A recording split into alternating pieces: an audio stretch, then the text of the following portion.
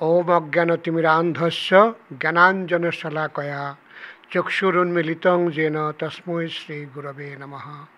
শ্রীচৈতন্যমনোভীষ্টं স্থাপিतं येन भूतले स्वयं रूप कदा मह्यं ददाति स्वपदान्तिकम्। नमो ओम विष्णुपदाय कृष्णपृष्ठाय भूतले श्रीमते भक्तिवेदांत स्वामिनिति नामिने। नमस्ते सरस्वती देवे गौरवाणी प्रचारिणे निर्विशेष शून्यवादी पाश्चात्य देशतारिणे। वाञ्छाकल्पतरुभ्यश्च कृपा सिन्धुभ्येव च पतितानां पावनेभ्यो वैष्णवेभ्यो नमो नमः। नमो महावदन्याय कृष्ण प्रेम प्रदायते कृष्णाय कृष्ण चैतन्य नाम्ने गौरतिशे नमः। हे कृष्ण करुणा सिंधो दीनबंधो जगत्पते गोपेश गोपिका कांतो राधा कांतो नमोस्तुते। तप्त कांचन गौरांगी राधे वृंदावनेश्वरी वृषभानुसुते देवी प्रणमामि हरिप्रिये। जय श्री कृष्ण चैतन्य प्रभु नित्यानंद श्री अद्वैत गदाधर शिवासदि गौर भक्तवृंद। हरे कृष्णा कृष्ण कृष्ण हरे हरे हरे राम राम राम हरे हरे। हरे कृष्णा।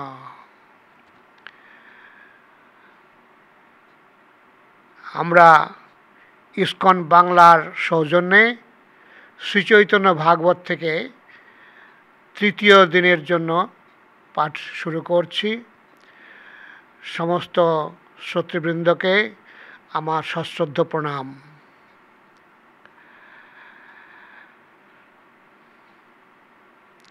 আমরা কাল পর্যন্ত সেদিন পর্যন্ত যে আলোচনা করেছিলাম তাতে দেখা যাচ্ছে শ্রী চৈতন্য মহাপ্রভু আবির্ভাব হয়েছে এবং আবির্ভাব হওয়ার সঙ্গে সঙ্গে চারিদিকে মঙ্গলময় ধ্বনি হরি সংকীর্তন শুরু হয়ে গেছে।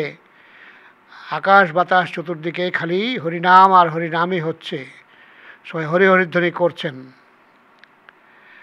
আর তাতে এই গ্রন্থের প্রণেতা শ্রী বৃন্দাবন দাস ঠাকুর তিনি আনন্দে আত্মহারা হয়ে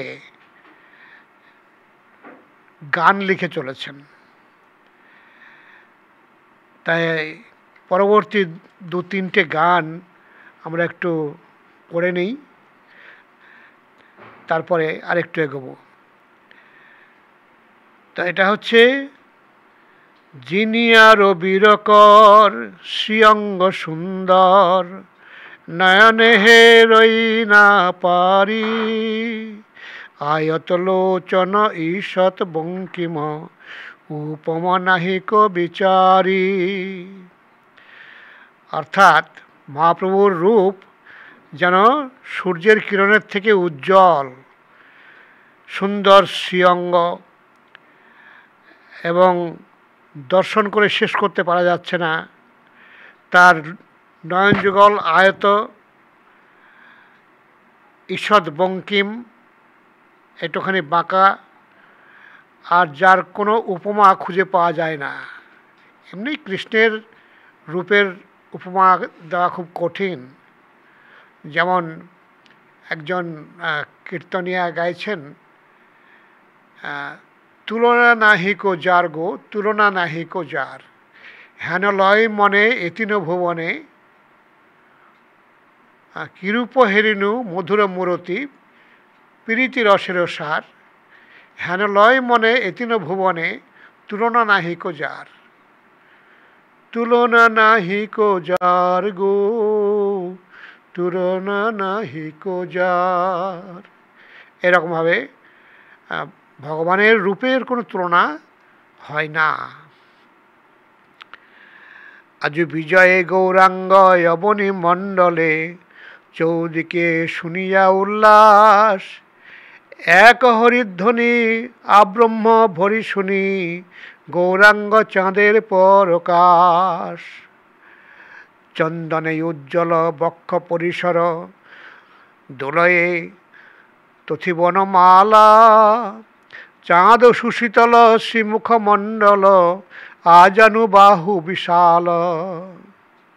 দেখিয়া চৈতন্য ভুবন ধন্য ধন্য উঠয়ে জয় জয়নাদ কই নাচত কই গায়ত কলি হইল হরি সে বিষাদ। চারি বেদ শির মুকুট চৈতন্য পামর মূঢ় নাহি জানে। শ্রী চৈতন্য চন্দ্র নিতাই ঠাকুর বৃন্দাবন দাস গানে।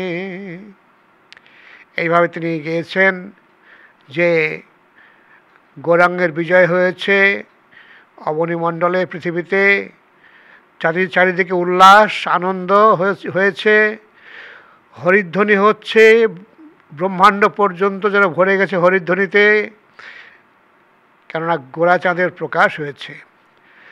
আর চন্দনে উজ্জ্বল তার বক্ষ পরিসর, মানে বুকটা চওড়া, তাতে বনমালা পরানো হয়েছে, যেন চাঁদের মতো সুশীতল তার মুখমণ্ডল। আর তার বাহুযুগল আজানুলম্বিত, অর্থাৎ বাহুযুগল জানু পর্যন্ত লম্বিত। হ্যাঁ, মহাপুরুষের লক্ষণ বা ভগবানের লক্ষণ হচ্ছে তার বাহুযুগল হবে এত লম্বা যে বাহু গিয়ে তার জানু স্পর্শ করতে পারবে সোজাসুজি। তাই চৈতন্য মহাপ্রভুর দর্শন করে ভুবন ধন্য হচ্ছে, আর চারিদিকে জয় জয়ধ্বনি হচ্ছে, কেউ নাচছে, কেউ গাইছে। আর তাই দেখে কলির বিষাদ বোধ হচ্ছে, কলির অসুবিধা হয়ে যাবে। কলি তার রাজত্ব চালাতে পারবে না মহাপ্রভু আবির্ভাব হলে পরে, সেই জন্য। তাই চারি বেদের যে শ্রেষ্ঠ যে উপাস্য মুকুট, তিনি হচ্ছেন শ্রী চৈতন্য মহাপ্রভু। পাপিষ্ঠ লোকেরা তা জানে না, তাই নিত্যানন্দ প্রভু এবং চৈতন্য মহাপ্রভুর গুণগাথা শ্রী বৃন্দাবন দাস ঠাকুর গাইছেন। পরবর্তীটা হচ্ছে এরকম: প্রকাশ হইলা গৌরচন্দ্র দশদিকে উঠিল আনন্দ।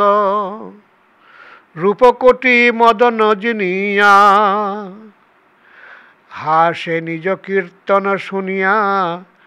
অতি সুমধুর মুখ আখি মহারাজ চিহ্ন সব দেখি। শ্রীচরণে ধ্বজ বজ্র শোভে সবয়ঙ্গে জগমন লোভে। দূরে গেল সকল আপদ ব্যক্ত হইল সকল সম্পদ। শ্রী চৈতন্য নিত্যানন্দ চাঁদ যান বৃন্দাবন দাস গুণগান। তাহলে প্রকাশ হইল গৌরচন্দ্র, 10 দিকে উঠিল আনন্দ। আর রূপকোটি মদন জিনিয়া, মদন মানে হচ্ছে কামদেব। কামদেব দেখতে অত্যন্ত সুন্দর, যার ফলে কামের প্রতি সবাই আকৃষ্ট হয়। আর কামের যে দেব, তিনি নিশ্চয়ই আরও বেশি সুন্দর। সেই কোটি কামদেবের সৌন্দর্য একত্রিত করলে হয়তো বা কৃষ্ণের বা মহাপ্রভুর সৌন্দর্যের সঙ্গে তুলনা করা যেতে পারে। যেমনটি ব্রহ্মসংহিতায় বলা হয়েছে, কন্দর্প কোটি কমনীয় বিশেষ শোভম। মহাপ্রভু মানে কৃষ্ণের রূপ হচ্ছে বিশেষ শোভাযুক্ত। কীরকম না, কন্দর্প কোটি কমনীয়, কোটি কামদেবের যে সৌন্দর্য তা একত্রিত করলে হয়তো কৃষ্ণের সমান হতে পারে। সেইভাবে যে সৌন্দর্যের কোনো তুলনা হয় না আর কি। অতি সুমধুর আখি মহারাজ চিহ্ন সব দেখি। তার চক্ষুদ্বয় বলা হয়েছে অরবিন্দ দলায় তাক্ষং বেনুং কনন্তম অরবিন্দ দলায় তাক্ষং। বেনুং কনন্ত মানে বেনু বাজান, এবং অরবিন্দ দলের মতো আয়ত চক্ষু। সেই কৃষ্ণই মহাপ্রভু রূপে এসেছেন, তাই তার চক্ষুগুলিও ঠিক কৃষ্ণের মতোই। শ্রীচরণে ধ্বজবজ্র শোভে, সব অঙ্গে জগমন লোভে। শ্রীচরণে ধ্বজবজ্র শোভে, ঠিক যেমন কৃষ্ণের চরণতলায় 19টি চিহ্ন আছে, যেই চিহ্নগুলির ধ্যান করলে পরে আমাদের সমস্ত অমঙ্গল দূর হয়ে যায়। তার মধ্যে কতগুলো বলা যায়, যেমন ধ্বজ, অর্থাৎ ধ্বজের ধ্যান করলে বিজয় প্রাপ্ত হওয়া যায়। বজ্র, বজ্রের ধ্যান করলে আমাদের হয়তো অতীতের পর্বত প্রমাণ পাপের পাহাড় তা ধ্বংস করা যায়। যেমন বজ্রাঘাতে যেমন পর্বতকে ভাঙা যায়, তেমনি আমাদের পাপকে ভেঙে চুরমার করে দেওয়া যায় সেই বজ্রের চিন্তা করলে। সেই সঙ্গে ভগবানের চরণে রয়েছে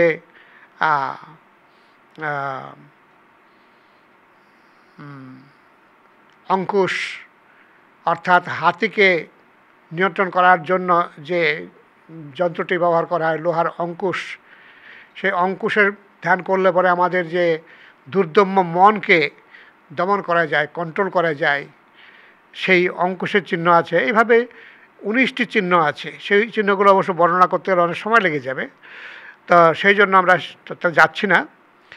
তা মহাপ্রভু চরণেও সেরকমই সমস্ত সেই সব মঙ্গল চিহ্ন রয়েছে। দূরে গেল সকল আপদ, ব্যক্ত হইল সকল সম্পদ। সব বিপদ দূর হয়ে গেল, সমস্ত রকমের সম্পদ এসে হাজির হলো।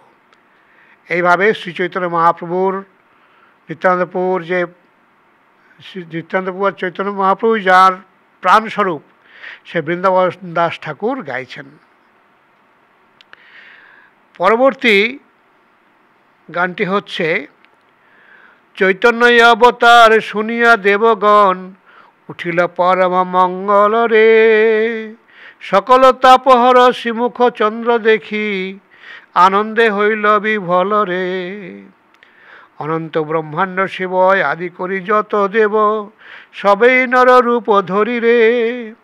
গায়েন হরি হরি গ্রহণ ছল করি, লখিতে কেহ নাহি পারি রে।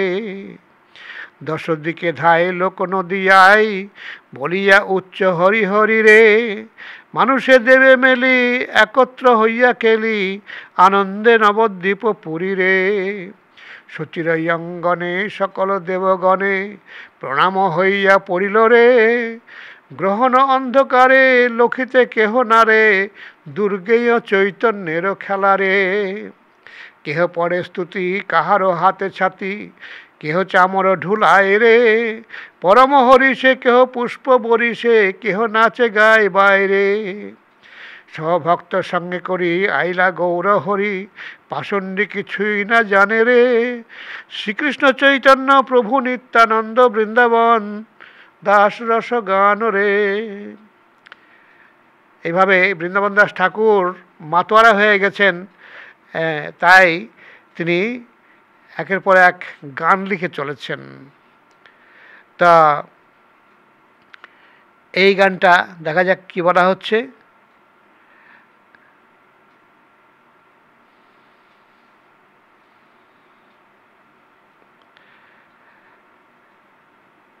এখন চৈতন্য অবতার শুনিয়া দেবগণ, উঠিল পরম মঙ্গল রে। হ্যাঁ, দেবতারা সবাই শুনেছেন, দেবতারা ভগবানের আবির্ভাব লীলা এগুলো দর্শন করেন এবং আনন্দ উপভোগ করেন, পুষ্প বর্ষণ করেন। এবং মহাপ্রভুর আবির্ভাব হচ্ছে গিয়ে সকল তাপ হর, সকল তাপ হরণ করেছেন। তার মুখচন্দ্র দেখে সবার তাপ দূরীভূত হয়েছে, আনন্দে সবাই বিহ্বল হয়ে উঠেছে। অনন্তদেব, ব্রহ্মা, শিব আদি দেবতারা সবাই মানুষের রূপ ধারণ করেছেন, করে এসেছেন মহাপ্রভুকে দর্শন করতে। হরি হরি গাইছেন, আর গ্রহণের ছল করে তারা ঘুরোঘুরি করছেন মহাপ্রভুর বাড়িতে। আর সবাই ঠিকমতো বুঝে উঠতে পারছেন না কোনটাকে। আর চারিদিক থেকে লোকেরা চলে আসছে মহাপ্রভুর দর্শনের জন্যে, আর সবাই উচ্চস্বরে হরি হরি ধ্বনি করছেন। আর মানুষে দেবে মেলি, একত্রে হইয়া খেলি। মানুষ দেবতা সব মিশে গেছে, গিয়ে কোনটা মানুষ কোনটা দেবতা বোঝা মুশকিল হচ্ছে। আনন্দে নবদ্বীপপুরী। আর এইভাবে শচীর অঙ্গনে সকল দেবগণে প্রণাম হইয়া পড়িলারে। হ্যাঁ, সবাই শচীর অঙ্গনে প্রণাম জানাচ্ছেন, সাষ্টাঙ্গে প্রণাম জানাচ্ছেন। আর গ্রহণের অন্ধকারে ঠিক বুঝতে পারা যাচ্ছে না যে চৈতন্যের লীলা কি হচ্ছে। কেউ স্তুতি পাঠ করছেন, কারো হাতের ছাতা, তিনি ছত্র ধারণ করে থাকবেন, কেউ বা চামচ ঢোলাচ্ছেন, হাওয়া দিচ্ছেন, আর পরম আনন্দে কেউ পুষ্প বৃষ্টি করছেন, কেউ নাচছেন, কেউ গাইছেন, কেউ বাজাচ্ছেন। সব ভক্ত একসঙ্গে করে গৌরহরি অবতীর্ণ হলেন, আর পাষণ্ডেরা কিন্তু কিছুই জানে না। তাই শ্রীকৃষ্ণ চৈতন্য প্রভু নিত্যানন্দের, যিনি নিত্যানন্দ এবং চৈতন্য মহাপ্রভু যার প্রাণস্বরূপ, সেই বৃন্দাবন দাস গাইছেন। পরবর্তী গানটি লিখেছেন এইভাবে: দুন্দুভি ডিন্ডিম মঙ্গল জয়ধ্বনি গায়ে মধুর রসালরে, বেদরে অগোচর আজি ভেটব বিলম্বে নাহি আর কালরে। আনন্দে ইন্দ্রপুর মঙ্গল কোলাহল সাজো সাজো বলি সাজরে, বহুত পুণ্য ভাগ্যে চৈতন্য পরকাশ পাওল নবদ্বীপ মাঝরে। অন্য অন্য আলিঙ্গন চুম্বন ঘন ঘন লাজ কেহ নাহি মানে রে, নদিয়া পুরন্দর জনম উল্লাস আপন পর নাহি জানে রে। ঐছন কৌতুকে আইলা নবদ্বীপে চৌদিকে শুনি হরি নাম রে, পাইয়া গৌর রস বিহ্বল পরবশ চৈতন্য জয় জয় গান রে। দেখিল শচীগৃহে গৌরাঙ্গ সুন্দরে একত্র জয়ছে কোটি চাঁদ রে, মানুষ রূপ ধরি গ্রহণ ছল করি বলয়ে উচ্চ হরি নাম রে। সকল শক্তি সঙ্গে আইলা গৌরচন্দ্র পাষণ্ডী কিছুই না জানে রে, শ্রীচৈতন্য নিত্যানন্দ চাঁদ প্রভু যান বৃন্দাবন দাস গান রে। এভাবে দেখা যাচ্ছে এই ভজনটিতে বলা হচ্ছে দুন্দুভি ডিন্ডিম মঙ্গলধ্বনি। দুন্দুভি হচ্ছে কি স্বর্গের বাদ্য, দুন্দুভি বাজছে ডিন্ডিম করে, আর শুনতে খুব মধুর। সেই বেদের অগোচর, যাকে বেদের মাধ্যমে দর্শন করা যায় না, তার আজকে দর্শন হবে, সেই চিন্তা করে দেবতারা চিন্তা করছেন আর দেরি করা যাবে না, তাড়াতাড়ি চলো। আনন্দে ইন্দ্রপুর, মানে স্বর্গের ইন্দ্রপুর আনন্দে ভরে গিয়েছে, তাই মঙ্গল কোলাহল হচ্ছে, সাজো সাজো রব সব জায়গায়, যে তারা সবাই আসছেন মহাপ্রভুর দর্শন করার জন্য। বহুত পুণ্যভাগ্যে চৈতন্য প্রকাশ পাওল নবদ্বীপ মাঝরে। হ্যাঁ, মহাপ্রভুর যে আবির্ভাব বহু পুণ্যের ফলেই লাভ করা যায়, দর্শন করা যায়, জানা যায়। তাই যারা মহাপ্রভুর আবির্ভাবের সময় আসতে পেরেছেন তারা বড়ই ভাগ্যবান, এবং একে অপরকে আলিঙ্গন করছেন, চুম্বন করছেন, কারো কোনো লজ্জা বোধ হচ্ছে না। আর নদিয়ার যে প্রভু, তার জন্মের উল্লাসে আপন পর কেউ আর জানে না, এমনই কৌতুক হচ্ছে নবদ্বীপে। চারিদিক থেকে চারিদিকে আবার হরিনাম শোনা যাচ্ছে, আর গৌরের রস পেয়ে বিহ্বল হয়ে চৈতন্য জয়গান করা হচ্ছে। আর শচীর গৃহে গৌরাঙ্গ সুন্দরকে দর্শন করতে যেন কোটি চাঁদের উদয় হয়েছে। মানুষ রূপ ধারণ করে গ্রহণের ছলে দেবতারা এসেছেন, বিভিন্ন ঊর্ধ্বলোকের বাসীরা এসেছেন, উচ্চস্বরে তারা সবাই হরিনাম করছেন। সকল শক্তির সঙ্গে গৌরচন্দ্র আবির্ভূত হয়েছেন, কিন্তু যারা অভক্ত পাষণ্ডী তারা কিছুই জানে না। এইভাবে বৃন্দাবন দাস ঠাকুর, যার প্রাণ হচ্ছেন গিয়ে শ্রীচৈতন্য নিত্যানন্দ প্রভু, তিনি গাইছেন। এইভাবে আমরা দ্বিতীয় অধ্যায়ের শেষ করলাম। এরপর আমরা তৃতীয় অধ্যায়ে আসছি। এখানেও সেই মহাপ্রভুর আবির্ভাবেরই রেশ চলছে।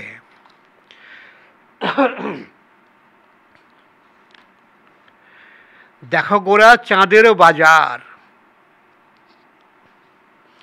হেন মতে প্রভুর হইল অবতার, আগে হরি সংকীর্তন করিয়া প্রচার, চতুর্দিকে ধায় লোক গ্রহণ দেখিয়া, গঙ্গা স্নানে হরি বলি যায়েন ধাইয়া।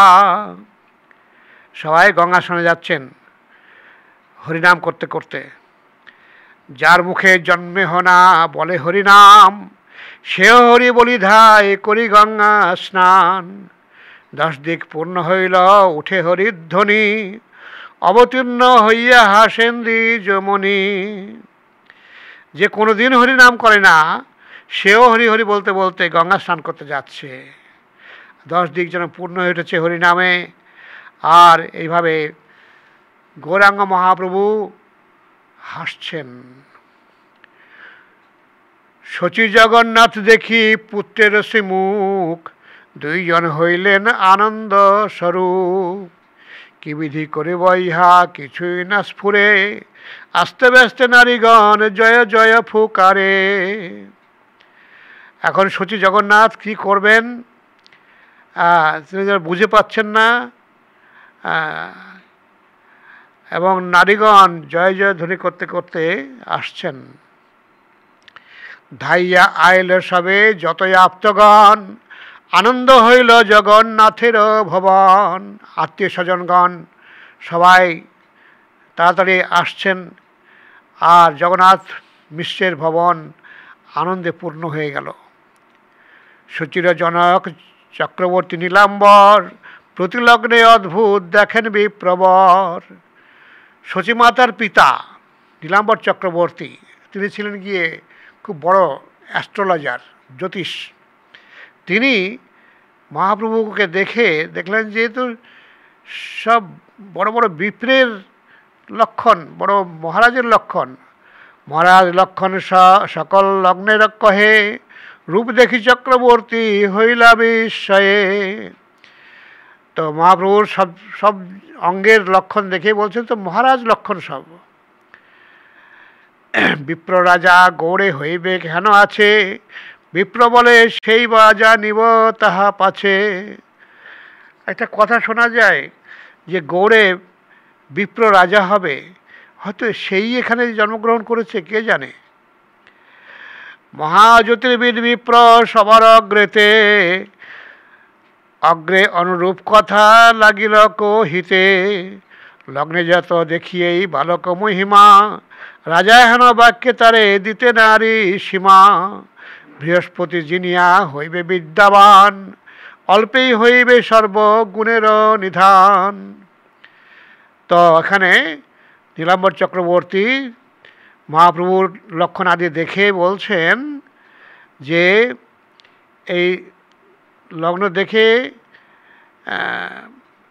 যা দেখছি এই বালকের মহিমা রাজার মতো মনে হচ্ছে, যেন কথা বলে তাকে ভাষায় তা বর্ণনা করা যাবে না। এই বালক বৃহস্পতির থেকেও বিদ্বান হবেন, আর অল্পেই সর্বগুণের নিধান হবেন। সেইখানে বিপ্ররূপে এক মহাজন, প্রভুর ভবিষ্য কর্ম করয়ে কথন। আরেকজন জ্যোতিষ তিনি এসেছেন, মহাপ্রভুর সম্বন্ধে তিনি ভবিষ্যৎবাণী করছেন। বিপ্র বলে এ শিশু সাক্ষাৎ নারায়ণ, ইহা হইতে সর্বধর্ম হইবে স্থাপন। সেই ব্রাহ্মণ বললেন, এই ছেলেটি স্বয়ং নারায়ণ, ইনি সর্বধর্মের স্থাপন করবেন। ইহা হইতে হইবে অপূর্ব প্রচার, এই শিশু করিবে সর্বজগৎ উদ্ধার। এই জ্যোতিষ একদম সত্যি কথা বলছেন যে অপূর্ব প্রচার তিনি করবেন, আর তিনি সর্বজগৎকে উদ্ধার করবেন। ব্রহ্মা শিব শুক যাহা বাঞ্ছে অনুক্ষণ, ইহা হইতে তাহা পাইবে সর্বজন। ব্রহ্মা শিব সুখ কি কামনা করেন? ভগবানের পাদপদ্ম কামনা করেন, ভগবানের প্রেম কামনা করেন, আর ইহা হইতে সেই সমস্ত কিছু পাওয়া যাবে, অর্থাৎ মহাপ্রভু সেই সব দান করবেন। সর্বভূত দয়ালু নির্বেদ দর্শনে, সর্বজগতেরও প্রীত হইব ইহানে। তিনি হবেন পরম দয়ালু সব জীবের প্রতি, এবং এই জগতের আনন্দ হবে তাকে দর্শন করলেই। অন্যের কি দায় বিষ্ণু দ্রোহী যে যবন, তাহারাও এ শিশুর ভজিবে চরণ। অন্যের কি কথা, যে বিষ্ণুদ্রোহী যবন তারা পর্যন্ত এই শিশুর চরণ ভজনা করবে। অনন্ত ব্রহ্মাণ্ডে কীর্তি গাইব ইহান, আবিপ্র এ শিশুরে করিবে প্রণাম। সারা ব্রহ্মাণ্ডে এনার কীর্তি গাওয়া হবে, এবং ব্রাহ্মণ থেকে শুরু করে সবাই এই শিশুকে প্রণাম করবে। ভাগবত ধর্মময় ইহান শরীর, দেবদ্বিজ গুরু পিতৃ মাতৃভক্ত ধীর। তার মধ্যে কী গুণ থাকবে? তিনি হবেন ভাগবত ধর্মময়, এবং দেব দ্বিজ গুরু পিতৃ মাতৃ, তাদের সবার প্রতি ভক্তি পরায়ণ হবেন, ভক্ত হবেন, ধীর হবেন।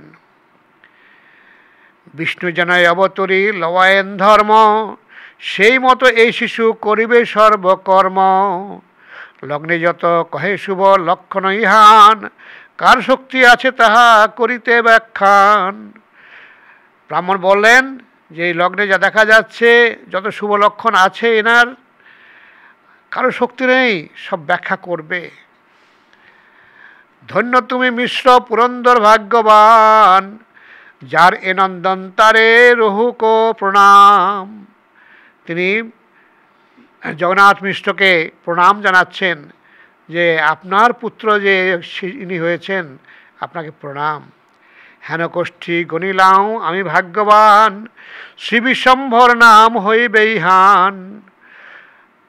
ও জ্যোতিষ বলছেন আমি বড় ভাগ্যবান যে এইরকম শিশুর কোষ্ঠী আমি গুনতে পারলাম, তাই এই শিশুর নাম হবে বিশ্বম্ভর।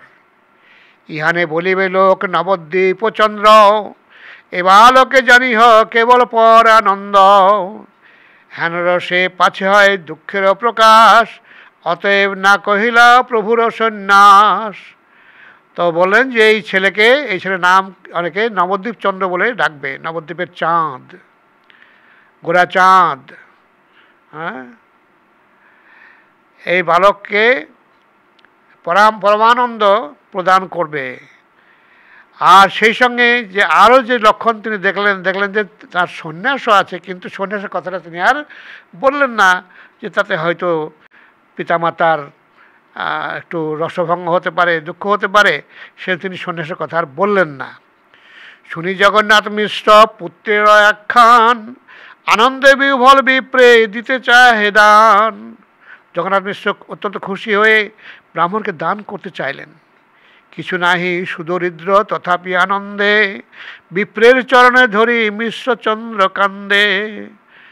তার মনটা এত উদার যে তিনি ব্রাহ্মণকে দান করতে চাইছেন, কিন্তু দরিদ্র ব্রাহ্মণ, তাতে দেওয়ার কিছু নেই, তাই সেই ব্রাহ্মণের চরণ ধরে কাঁদছেন। সেও বিপ্র কাঁদে জগন্নাথ পায়ে ধরি, আনন্দের সকল লোক বলে হরি হরি। সেই ব্রাহ্মণ তখন জগন্নাথ মিশ্রের পায়ে ধরে কাঁদছেন, আর জগন্নাথ মিশ্র তাঁর চরণ ধরে কাঁদছেন, আর সবাই তখন আনন্দে হরি হরি ধ্বনি করছেন। দিব্যকোষ্ঠী শুনি যত বান্ধব সকল, জয় জয় দিয়া সবে করে না মঙ্গল। বন্ধু বান্ধব সবাই মিলে এই রকমের ভবিষ্যৎবাণী শুনে আনন্দে আত্মহারা হয়েছেন।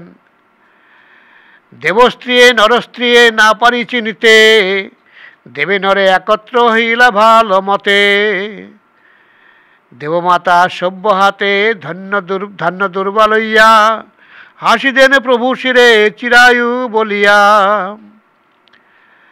তো এইভাবে দেবতাদের স্ত্রীরা এসেছেন, মানুষের স্ত্রীরা এসেছেন, আর সবাই মিলেমিশে গিয়েছেন, চিনতে পারা যাচ্ছে না। এইভাবে অদিতি মাতা এসেছেন, দেবমাতা এসে শিশুর মাথায় ধান্য দুর্বা দিয়ে আশীর্বাদ করছেন, আর আশীর্বাদ করলেন চিরায়ু হও, অর্থাৎ তুমি চিরজীবী হও। অপূর্ব সুন্দরী সব শচীদেবী দেখে, বার্তা জিজ্ঞাসিতে কারো নাই সে মুখে। তো অপূর্ব সুন্দরী সব তারা এসেছেন, সচিবারা দেখছেন, কিন্তু ঠিক কথাবার্তা বলতে পাচ্ছেন না। শচীর চরণধূলি লই দেবীগণ, আনন্দে শচীর মুখে নাই সে বচন। আর সব মেয়েরা, সেসব দেবনারীরা, তারা সচিমাতার চরণধূলি নিচ্ছেন, আর সচিমাতা আনন্দে কথাই বলতে পারছেন না। এইভাবে কিবা আনন্দ হইল সে জগন্নাথ ঘরে, বেদেতে অনন্তে তাহা বর্ণিতে না পারে। লোক দেখে শচীগৃহে সর্বনদিয়ায়, যে আনন্দ হইল তাহা কহনো না যায়। এত আনন্দ হয়েছে জগন্নাথ মিশ্রের ঘরে যে বেদে তার সীমা করতে পারে না। তাই সবাই দেখছেন শচীদেবীর ঘরে, বাড়িতে সারা নদিয়ায় যেন আনন্দে ভরে গেছে, তা বলে শেষ করা যাবে না। কি নগরে কিবা ঘরে কিবা গঙ্গা তীরে, নিরবধি সর্বলোক হরিধ্বনি করে। জন্মযাত্রা মহোৎসব নিশায় গ্রহণে, আনন্দে করেন কেহ মর্ম নাহি জানে। চৈতন্যের জন্মযাত্রা ফাল্গুনী পূর্ণিমা, ব্রহ্মাদি এ তিথির করে আরাধনা। পরম পবিত্র তিথি ভক্তিস্বরূপিণী, জহি অবতীর্ণ হইলেন দ্বিজমণি। নিত্যানন্দ জন্ম মাঘী শুক্লা ত্রয়োদশী, গৌরচন্দ্র প্রকাশ ফাল্গুনী পৌরমসী। সর্বযাত্রা মঙ্গল এই দুই পুণ্যতিথি, সর্বশুভ লগ্ন অধিষ্ঠান হয় ইথি। এ থেকে দুই তিথি করিলে সেবন, কৃষ্ণভক্তি হয় খণ্ডে অবিদ্যা বন্ধন। ঈশ্বরের জন্মতিথি যেহেন পবিত্র, বৈষ্ণবের সেই মতো তিথির চরিত্র। তাহলে কি হলো কথা? নগরে, বাড়িতে, গঙ্গা তীরে প্রতিনিয়ত সবাই হরিধ্বনি করছেন, আর জন্মযাত্রা মহোৎসব, মহাপ্রভু আবির্ভাব হয়েছে, তাই মহোৎসব হচ্ছে। রাত্রিবেলায় গ্রহণে হলো, সবাই আনন্দে, কেউ ঠিক বুঝে উঠতে পারছে না কি হচ্ছে। চৈতন্যের জন্মযাত্রা, যদিও ভগবানের জন্ম নেই, তবুও তিনি জন্মলীলা করেন। ভগবান জন্মিয়ে ক্রমশ বড় হন, এবং তিনি শৈশব, তারপরে বাল্য, কৈশোর, এই পর্যন্ত গিয়ে তার আর বয়স বাড়ে না। চৈতন্যের জন্ম হয়েছিল ফাল্গুনী পূর্ণিমাতে। তো ব্রহ্মা ইত্যাদি দেবতারা এই তিথির আরাধনা করেন। এই তিথি পরম পবিত্র। আর সেই সঙ্গে নিত্যানন্দ প্রভুর জন্ম হয়েছিল মাঘী শুক্লা ত্রয়োদশীতে, আর গৌরচন্দ্রের প্রকাশ হয়েছে ফাল্গুনী পূর্ণমসীতে।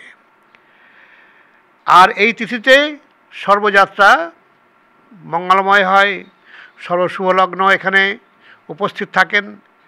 এই জন্য এই দুই তিথির সেবা করলে কৃষ্ণ ভক্তি লাভ হয়। যদি নিত্যানন্দ ত্রয়োদশী আর গৌর পূর্ণিমা পালন করা হয়, তাহলে সেই ব্যক্তির কৃষ্ণ ভক্তি লাভ হবে, অবিদ্যা বন্ধন খণ্ডন হয়ে যাবে।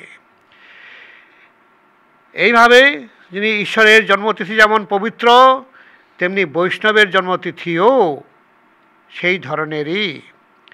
গৌরচন্দ্র আবির্ভাব শুনে যে এই জনে, কভু দুঃখ নাহি তার জন্মে বা মরণে। শুনিলে চৈতন্য কথা ভক্তি ফল ধরে, জন্মে জন্মে চৈতন্যের সঙ্গে অবতরে। আদিখণ্ড কথা বড় শুনিতে সুন্দর, জয়ী অবতীর্ণ গৌরচন্দ্র মহেশ্বর। এসব লীলার কভু নাহি পরিচ্ছেদ, আবির্ভাব তিরোভাব মাত্র কহে বেদ। চৈতন্য কথার আদি অন্ত নাহি দেখি, তাহান কৃপায় যে বলান তাহা লিখি। ভক্ত সঙ্গে গৌরচন্দ্র পদে নমস্কার, ইথে অপরাধ কিছু নহুক আমার। শ্রীকৃষ্ণ চৈতন্য নিত্যানন্দ চাঁদ যান, বৃন্দাবন দাস তছু পদযুগে গান। এইভাবে দেখা যাচ্ছে যে